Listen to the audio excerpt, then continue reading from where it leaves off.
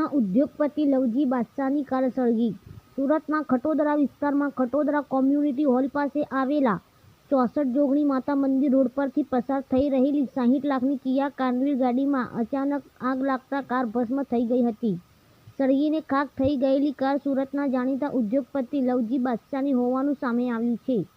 Khatodara community hall નજીક જોગણી માતાના મંદિર પાસે આવેલ રોડ પર આ કિયા કાર્નિવલ કાર GJ 05RQ0731 પસાર થતી હતી. દરમિયાન અચાનક આગ લાગતા ડ્રાઈવર તાત્કાલિક બહાર નીકળી ગયો હતો. આગને પગલે આસપાસના લોકો દોડી આવ્યા હતા અને એક્સ્ટિંગ્વિશરથી આગ પર કાબૂ મેળવવાનો પ્રયાસ કર્યો હતો. બાદ મજૂરા અને ઉધના ફાયર સ્ટેશનના જવાનોએ ગણતરીની મિનિટોમાં કારની આગ પર કાબૂ મેળવી લીધો હતો.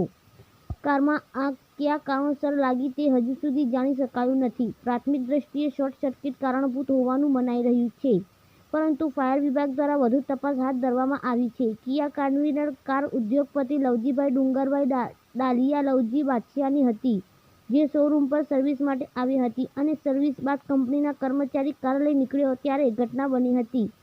આગની ઘટનામાં કોઈને પણ ઈજા કે જાનહાનિ થઈ ન હતી. રિપોર્ટર ચેતન તરી, સુરત.